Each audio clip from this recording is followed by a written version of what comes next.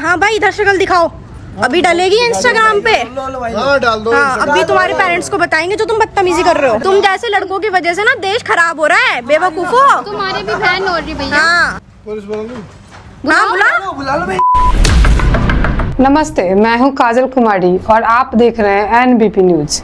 आज बात मुजफ्फरनगर की उस घटना की जिसने न केवल महिला सुरक्षा के दावों की पोल खोल दी है, बल्कि रसूख और सत्ता के नशे में चूर चेहरे को भी बेनकाब कर दिया है। मैं 9:30 बजे के आसपास खाना खा के मम्मी के साथ अपने घर के बाहर घूम रही थी, जैसे कि मैं रोज घूमती हूँ। 2 लड़के आए, स्कूटी पे थे, सफेद रंग की। पहले तो आके देख के गए, फिर दोबारा उन्होंने स्कूटी मोड़ी। बिल्कुल मेरे घर के बाहर की बात है, आगे पीछे के कहीं की नहीं, बिल्कुल घर के बाहर की, मंडी की।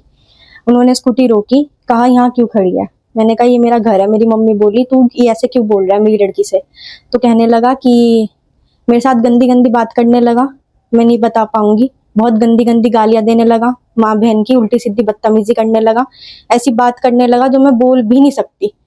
और उसके बाद हमने इतने उसे कहा कि हम फोन कर रहे हैं पुलिस को, थाने वाले अभी यहीं की मंडी थाने की पुलिस आएगी। तो कह रहा तुम्हारे फोन से तो देर से आएगी, मेरे फोन से जल्दी आएगी, मैं फोन करता हूँ।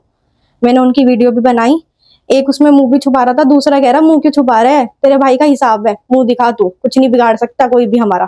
ऐसे कह के वो बदतमीजी करके और भी बहुत बात बोल के चले गए। घर के अंदर घुसे थे जी। किस मतलब से घुसे थे? इसके बाद पुलिस आई थी, इसके बाद कार्रवाई हुई। उसके बाद घर के सारे मर्द थाने में थे, यहाँ पे कोई नहीं था। मेरे चाचा और मैं थे और मेरी मम्मी थी। वो आया अंदर चौक में, गैलरी बहुत बढ़िया, उसके बाद हमारा चौक है, उसके अंदर आया और कह रहा कि मैं रेट लगाता हूँ इसके। और भी पता नहीं उसने क्या क्या बात कही चाचा को। मेरे चाचा ने उस पर हाथापाई की, उसे रोकना चाहा, इतने पुलिस को बुलाना चाहा, मेरे चाचा को धक्का देके चला गया। क्या जानने वाले हैं ये लोग? बिल्कुल नहीं, मैंने पहली बार देखा उन्हें। क्या चाहते हैं आप?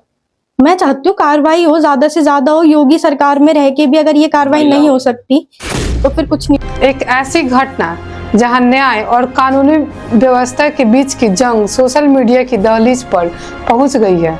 18 अप्रैल की रात नई मंडी थाना क्षेत्र एक 25 साल की युवती अपनी मां के साथ घर के बाहर टहल रही थी। तभी सफेद स्कूटी पर सवार 2 युवक वहां पहुंचते हैं।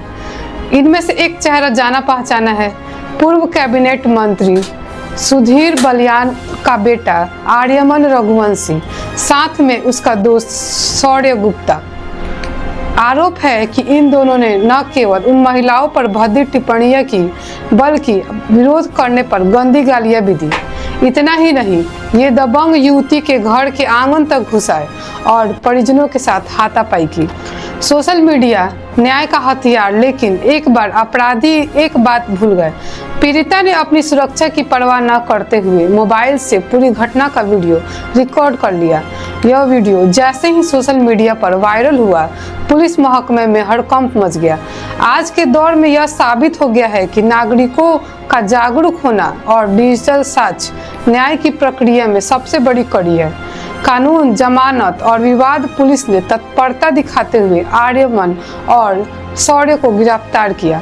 उन पर भारतीय न्याय संहिता यानी BNS की धारा 115 और 352 के तहत केस दर्ज हुआ। लेकिन ट्विस्ट यहाँ आया, गिरफ्तारी के महज 10 घंटे के भीतर ही सिटी मजिस्ट्रेट की अदालत से दोनों को जमानत मिल गई। तर्क दिया गया कि धाराएं ऐसी थी जिनमें सजा 7 साल से कम है।